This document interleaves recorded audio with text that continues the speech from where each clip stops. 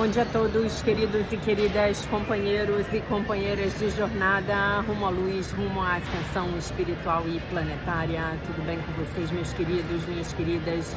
Então, hoje é sábado, dia 11 de janeiro de 2025.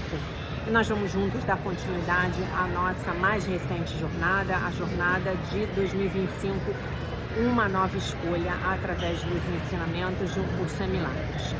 Como vocês podem imaginar, eu estou aqui no aeroporto do Panamá, né? Cheguei de Los Angeles aqui na cidade do Panamá, nesse aeroporto que já gravei vários vídeos daqui, né? Esse lugar que eu adoro, vocês vão ouvir uma música típica aí panamenha que está tocando no restaurante aqui do meu lado. Eu estou com esta cara de fim de festa, com meus cabelos brancos, com o meu rímel completamente borrado, sem maquiagem, enfim, mas o vídeo não pode deixar de ser gravado.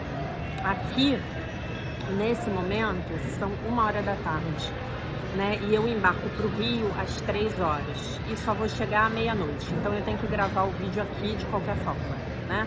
Senão a gente perde o dia e isso é uma coisa que definitivamente eu não gosto de fazer. Então nós estamos hoje... queria dizer para vocês que a minha saída de Los Angeles foi ok, tá?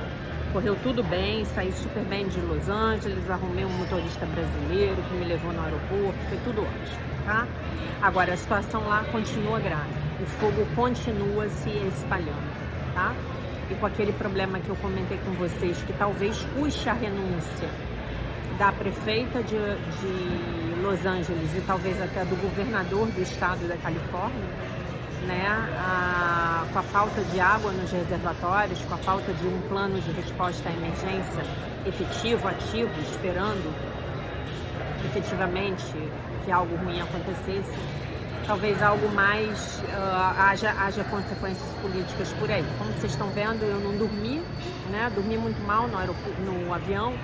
A viagem de Los Angeles para o Panamá é de quase 7 horas e a do Panamá para o Rio é de 7h15, por aí, tá? Por isso que eu tô com essa cara. Estamos na lição de número 11. Os meus pensamentos sem significado estão me mostrando um mundo sem significado. Essa é a primeira ideia que temos, que está relacionada com uma fase principal do processo de correção. Que processo de correção é esse? É o processo de correção das nossas mentes, né? Então, a cada exercício que a gente faz, vamos imaginar que exista uma linha, né? E que aqui do lado direito está a minha mente certa. E aqui do lado esquerdo está a minha mente errada, a minha mente do ego. Então, a cada lição que eu pratico, né? Eu vou me aproximando mais da minha mente certa. Né? Eu vou tendo a minha mente corrigida. É disso que Jesus está falando aqui. Então, o principal do processo de correção, a reversão do modo de pensar do mundo. Por que é o modo de pensar do mundo? Porque, infelizmente, o mundo ainda é governado pelo sistema de pensamento do ego. E eu estou aqui, vocês vão ver meus olhinhos, porque eu estou aqui em frente à pista de pouso e decolagem, né? Vendo os passarinhos de aço decolarem e pousarem, como vocês já sabem que é meu hobby, né? Então eu escolhi um lugar aqui que tinha boa iluminação para eu poder também me divertir enquanto eu faço o vídeo, tá? Parece que o mundo determina o que percebes. Parece que o mundo determina o que percebes. A ideia para o dia de hoje introduz o conceito de que os teus pensamentos determinam o mundo que vês. Fica contente de fato por praticar a ideia na sua forma inicial, pois nessa ideia a tua liberação está assegurada, né? O que na verdade é o contrário, que eu perceba que determina o mundo, né? O que eu projeto eu percebo, o que eu projeto eu determinei, perceberei logo. Nela está a chave para o perdão. Então, nessa ideia, a minha liberação está assegurada. Nessa ideia está a chave para o perdão. Como é isso? Os meus pensamentos sem significado estão me mostrando um mundo sem significado. Lembrando que ontem nós praticamos. Os meus pensamentos não significam coisa alguma. Os meus pensamentos não significam coisa alguma. E essa ideia me ajudará a liberar-me de tudo em que eu acredito agora. E o que é tudo que eu acredito agora? São os pensamentos do ego. Tá bom? Ó, outro bichinho decolando. Muito bem. Voltando aqui. Os períodos de prática da ideia para o dia de hoje devem ser empreendidos de um modo um pouco diferente dos anteriores. Começa com os olhos fechados e repete a ideia lentamente para ti mesmo. Em seguida, abre os olhos e olha ao teu redor, para perto e para longe, para cima e para baixo, para qualquer lugar. Durante um minuto aproximado que vais passar usando a ideia, meramente repete-a para ti mesmo, estando seguro de fazê-lo sem pressa e sem nenhuma sensação de urgência ou esforço. Para fazer estes exercícios com o máximo benefício, teus olhos devem mover-se de uma coisa para outra de forma razoavelmente rápida, já que não devem deter-se em nada em particular. Então, os meus pensamentos sem significado estão me mostrando um mundo sem significado. Os meus pensamentos sem significado estão me mostrando um mundo sem significado. Os meus pensamentos sem significado estão me mostrando um mundo sem significado. Num primeiro momento, isso é um absurdo, né? Eu pratico isso e falo, nossa, que coisa de maluco. Mas tudo bem, não preciso concordar. Eu só preciso praticar, tá bom? Muito bem. Contudo, as palavras devem ser usadas sem pressa, até mesmo de maneira descansada. A introdução a essa ideia, em particular, deve ser praticada da forma mais casual possível. Ela contém o fundamento para a paz, o relaxamento e a libertação de preocupações que estamos tentando conseguir. Ao concluir os exercícios, feche os olhos e repete a ideia lentamente para ti mesmo mais uma vez. Os meus pensamentos sem significado estão me mostrando um mundo sem significado. Hoje, 3 períodos de prática provavelmente serão suficientes. Todavia, se houver pouco ou nenhum mal-estar e te sentires inclinado a fazer mais, até mesmo 5 períodos podem ser empreendidos. Mais do que isso não é recomendado. Lembrando que nessas primeiras lições, Jesus sempre diz que se você começar a ficar nervoso demais, desesperado, aflito, então vá mais devagar, né? Os meus pensamentos sem significado estão me mostrando um mundo sem significado. Este mundo aqui não é um mundo real. Este mundo aqui é um holograma, tá? É como se fosse o metaverso lá do seu Zuckerberg, tá? Então, aquele programa mental, né? Existe um programa de computador que cria o metaverso, né? E são, digamos assim, as instruções daquele programa são esses pensamentos sem significado. E o tal do metaverso é um mundo sem significado. Concordam comigo? Imaginem que a gente estivesse fazendo uma comparação aqui. Tô lá no metaverso, né? Tô lá no metaverso. Eu posso dizer com alguma segurança que o metaverso é um mundo que não significa coisa alguma. Que é um mundo que eu invento. Então hoje eu posso estar num castelo medieval, amanhã eu posso estar lá na praia na Califórnia, né? Depois de amanhã eu posso estar numa montanha nevada. Sem significado. Para minha vida real não tem significado nenhum, né? Exatamente disso que o nosso mestre está falando aqui. Os meus pensamentos sem significado estão me mostrando um mundo sem significado. E aí, olha só, quando eu vou para o metaverso, né? Quando eu vou para o meu jogo de videogame de terceira dimensão, eu escolho o mundo que eu quero ver. Eu escolho o jogo que eu quero jogar, né? Vamos supor que eu tô brincando lá de pilota de avião, vocês sabem que eu gostaria de ser pilota de avião, e eu estou lá no Flight Simulator, que eu escolhi, né? E as condições do meu voo, vamos dizer que eu tô brincando de Flight Simulator E eu vou decolar do aeroporto de Tocumen, no Panamá, para chegar no aeroporto Galeão Internacional, Ilha do Governador, Rio de Janeiro. Né? Não foi eu que escolhi. Eu vou escolher se o voo vai ser turbulento. Gente, o meu voo para cá foi divertido. A gente pegou uma turbulência de uma tempestade de granizo. Foi a primeira vez na minha vida. E olha, gente, que eu já bati perna nesse mundo, hein? Foi a primeira vez na minha vida que eu peguei tempestade de granizo. Eu ouvi as pedrinhas batendo na fuselagem do avião. E o charutinho fazendo assim. Falei, agora é que eu vou testar se realmente eu não tenho medo de voar. Foi tranquilo. E aí, na hora de chegar, de pousar, ele teve que arremeter. Né? Ele teve que arremeter, quer dizer, o que é arremeter? Olha eu ensinando aviação para vocês no vídeo de um curso semelhante. Arremeter é quando ele vai pousar e ele vê que algo não tá bom o suficiente e aí ele joga o avião para cima novamente. Ele arremete, né? Que é o tal do go around. E aí eu fiquei pensando, gente, essa é a segunda arremetida da minha vida. A primeira arremetida foi num voo vindo de Brasília pro Rio. Indo de Brasília pro Rio, né? E aí eu falei, qual vai ser a explicação que ele vai dar, né? Porque eu senti claramente que ele estava arremetendo. Aí a tripulação avisou que ele estava fazendo um go around. E aí depois ele falou, o comandante falou que tinham pássaros perto da pista, que seria talvez arriscado pousar pela segurança do voo, né? Pela segurança das pessoas e também para não danificar a aeronave, né? Muito bem, muito bem. É isso. Vocês também aprendem, vocês aprendem língua portuguesa e vocês aprendem aviação no canal Alquimia dos Milagres, tá? Não sei como vocês me aguentam, mas vamos lá.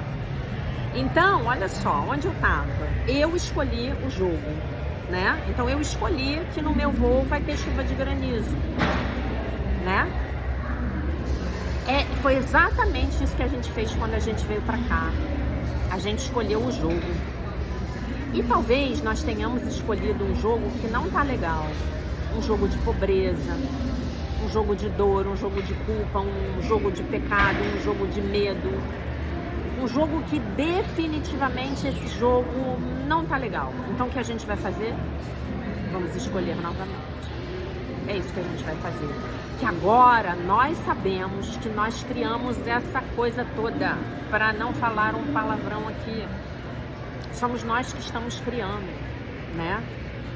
Eu ganhei um livro lá nos Estados Unidos que a gente vai usar para nossa jornada hoje, gente, que é um livro do Dr. Joshua David Stone, que não tem e-book em inglês no Brasil, não tem tradução para o português.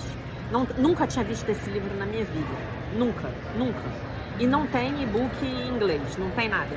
Eu ganhei o livro da minha amiga Laura. A gente vai usar esse livro, né?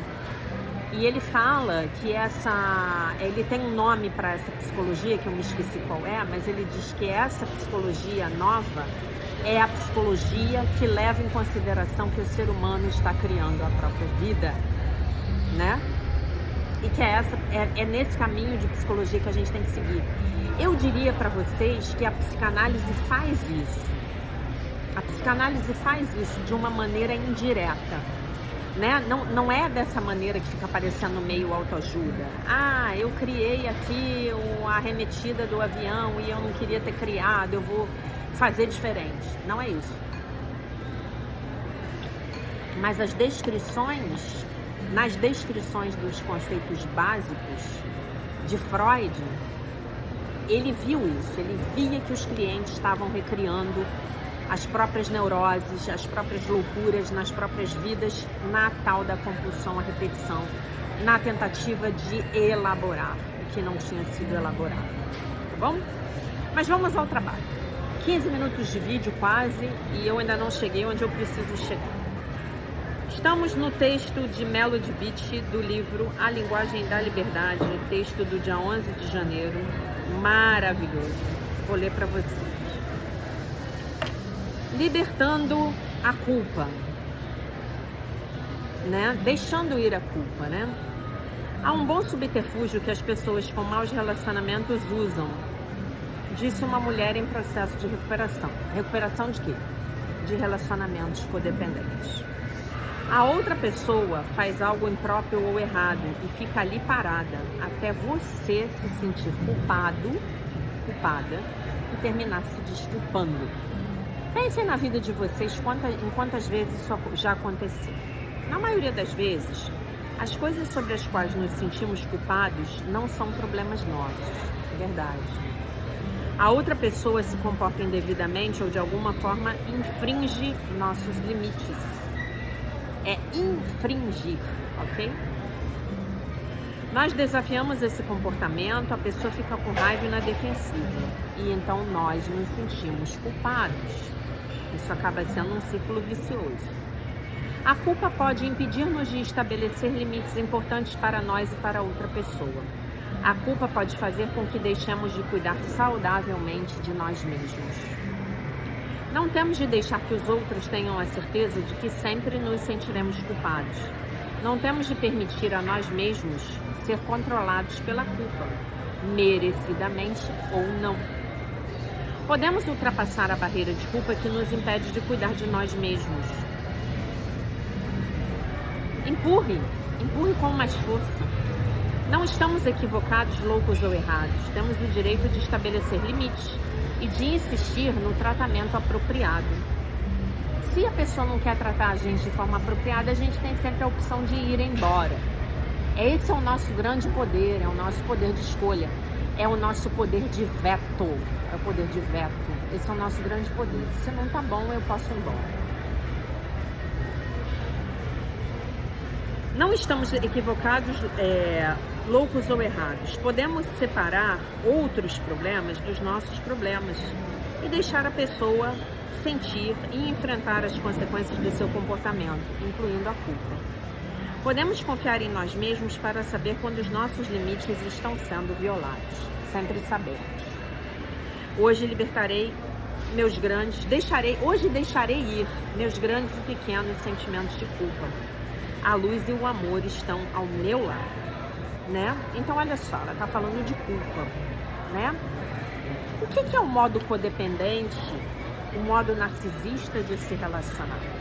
É o modo do ego, né?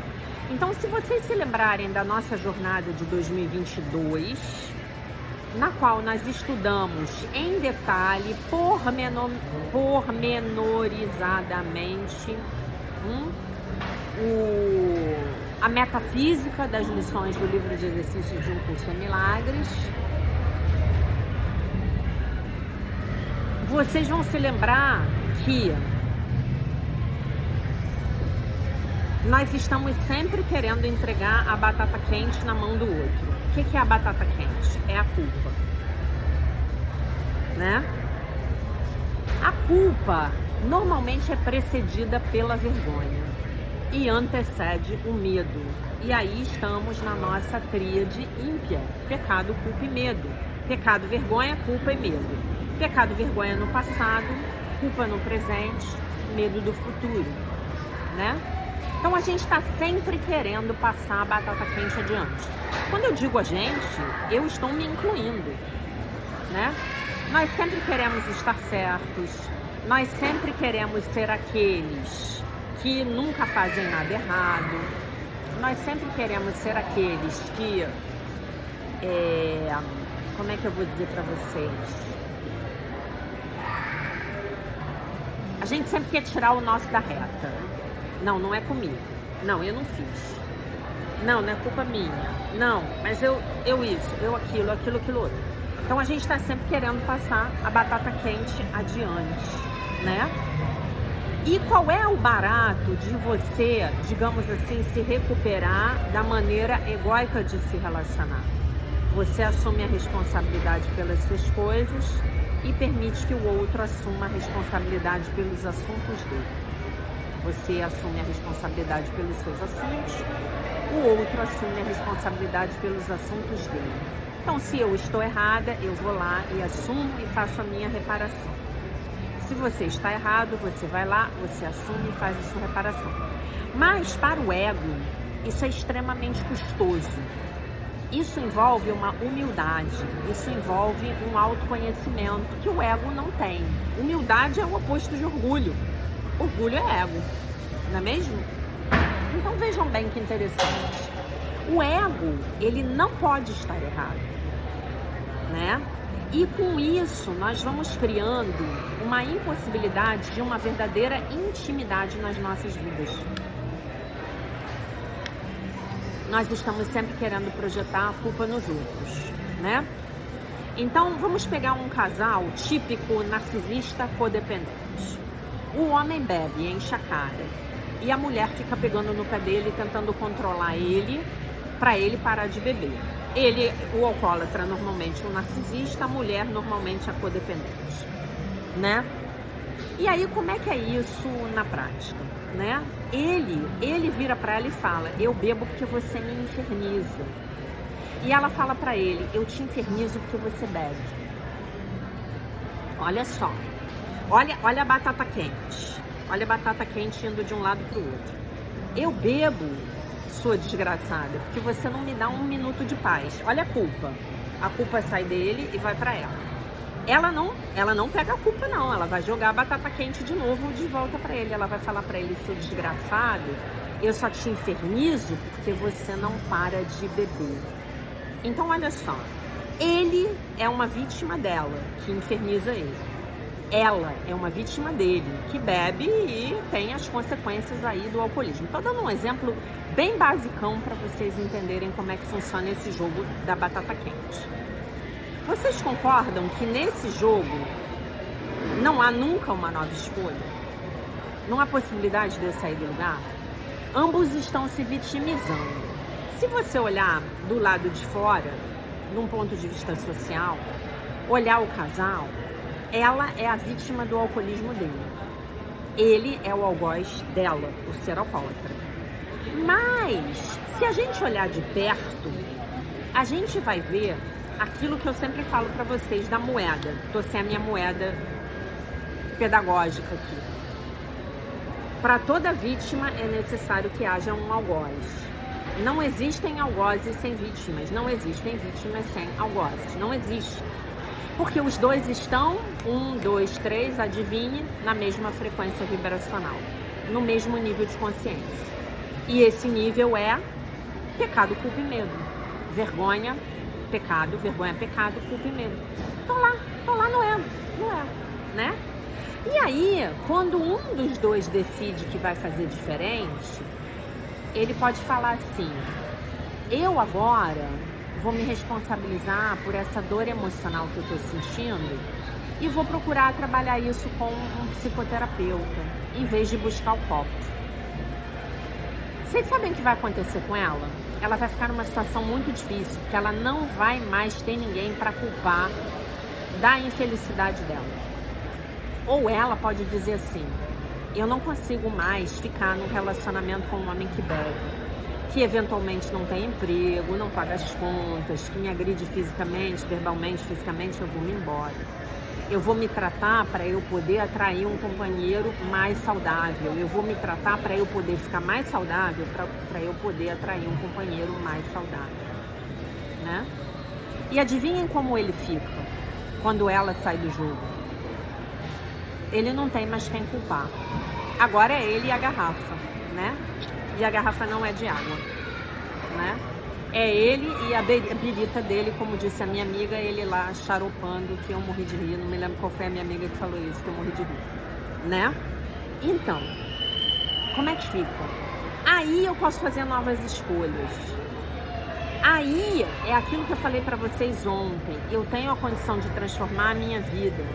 Que eu estou pegando o meu problema é uma bênção, o meu problema por trás dele, como dizem os cabalistas, está a luz do Criador, por trás do meu problema está a luz do Criador, dizendo assim para mim, Jaqueline, mude, fulaninha, mude, fulaninho, mude, saia desse nível de consciência rasteiro no qual você está, mude ou morra. Mude ou morra. Gente, esse tipo de relação muitas vezes acaba em morte. Um mata o outro. O que fica mais desesperado primeiro mata o outro. Não é verdade o que eu tô falando para vocês? Então, aí eu preciso escolher sair do ego. E essa escolha de sair do ego é essa escolha que a gente está fazendo aqui juntos. É a nossa nova escolha. Deve haver uma outra forma. Foi assim. Deve haver uma outra maneira. Foi assim, com essa pequena frase tão simples que Helen Schucman atrai para perto dela o Mestre Jesus Cristo. Ah, eu não tirei aqui da minha bolsa o livro que eu ganhei. Eu vou mostrar para vocês amanhã, tá? Quando eu estiver em casa. Eu ganhei de presente de Natal da minha amiga a versão original de Um Curso em Milagres, capa dura. Maravilhoso. Em inglês, maravilhoso, maravilhoso, maravilhoso. Então, meus queridos, como é que é isso? Eu estou disposta a buscar a luz do Criador, que está lá atrás da minha dificuldade? Ou eu quero continuar reclamando da vida? Para eu criar a nova vida que eu quero, eu preciso ser uma nova pessoa. Para eu ter as novas coisas que eu quero, eu preciso ser uma nova pessoa. Vocês concordam comigo? Vocês lembram que a gente já aprendeu que ter é ser? Primeiro eu sou, depois eu tenho. Primeiro eu sou, depois eu tenho. E a outra chave para abrir o canal do ter é a generosidade. Porque quando o Criador vê que você está tendo para dar, para passar adiante, né? Seja de que forma for, passar o seu conhecimento, passar a sua amizade, comprar alguma comida lá para pessoa que não tem o que comer, né? Ontem eu estava conversando com uma aluna minha muito querida, que mantém um centro de um abrigo de crianças abandonadas na região Nordeste, né? Mantém não sei quantas crianças, algumas dezenas pelo menos, né? Vocês acham que essa pessoa vai ficar sem ter? Não vai. O Criador está olhando para ela e falando assim: olha o que essa pessoa faz com o dinheiro que eu mando para a vida dela, com os negócios, com a prosperidade. Olha essa pessoa numa atitude prática de contribuição para o mundo, né? Então, para eu sair do meu problema, eu preciso me transformar em alguém que eu ainda não sou. Eu preciso ser alguém diferente. Eu só tenho controle sobre quem eu sou e sobre as minhas próprias mudanças. E vocês vão de convir aqui comigo que mudar é difícil. Quando a gente decide mudar, é difícil a beça, né? É muito difícil. Eu decidi mudar. E imagina eu querer mudar o outro que nem vê razão, nem vê motivo para mudar. Ele acha que tá tudo bem. A vida dele tá excelente. Para que ele vai mudar? Minha vida tá ótima. Mas espera aí, você tá charopando todo dia, o dia inteiro? Não, mas eu tô bem. Ó, tô ótimo, tô super bem. Nem problema de saúde eu tenho. Tô aqui charopando na alegria, não é? Então é isso que vocês precisam entender. Eu só vou poder escolher uma nova vida, eu só vou poder construir essa nova vida a partir do momento em que eu me modificar. Por isso que é um processo lento. Hoje em dia está tudo muito mais acelerado, né? Nós temos que vencer aí todos os nossos condicionamentos familiares, genéticos, do inconsciente coletivo, das nossas vidas passadas, né? Ouvimos isso lá em Shasta. Quantidade de luz que está entrando no planeta. Muita luz, muita luz, muita luz. As trevas estão aparecendo. Vocês vejam que interessante, né? Esse assunto dos incêndios lá da Califórnia. O que está aparecendo? As trevas do governo, da prefeitura, de tirarem as verbas dos bombeiros, né? E por aí vai. E daí não vou falar mais, porque aí o mais aí já não é tema do nosso trabalho aqui nesse canal, mas vocês podem imaginar, né? Então, eu tenho que agradecer pelo problema. O problema é a minha bênção, o problema é o meu motivador para eu pedir ao Divino Espírito Santo que corrija a minha mente. Sou eu que corrijo a minha mente? Não. Quando eu digo que eu vou corrigir a minha mente, quando eu digo que eu vou me corrigir, não, tá bom, já que eu vou me corrigir. Isso é o ego, é o seu ego tentando usurpar o lugar do Divino Espírito Santo.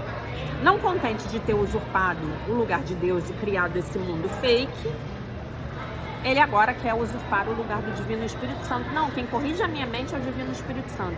Eu meramente me abro para receber essa graça, para pedir e para receber.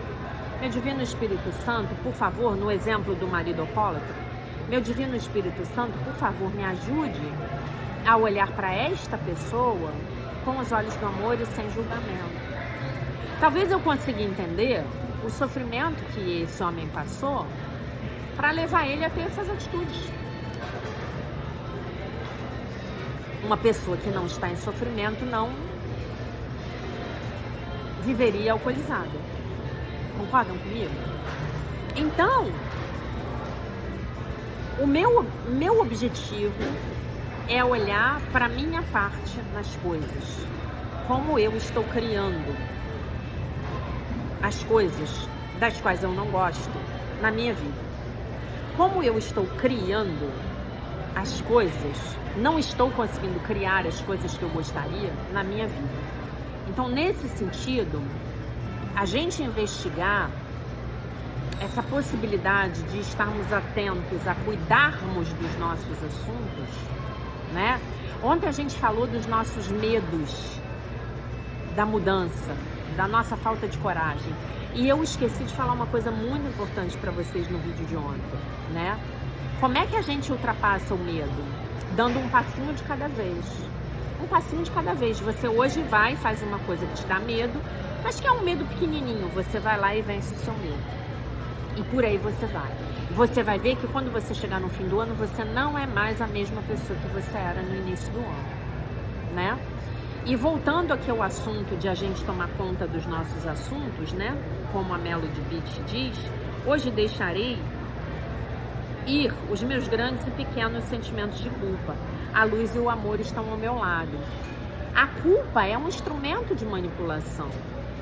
Nosso para com os outros e dos outros para conosco. Então a gente pode abrir mão disso. Como é que a gente abre mão disso? Não, eu vou cuidar da minha vida e você cuida da sua.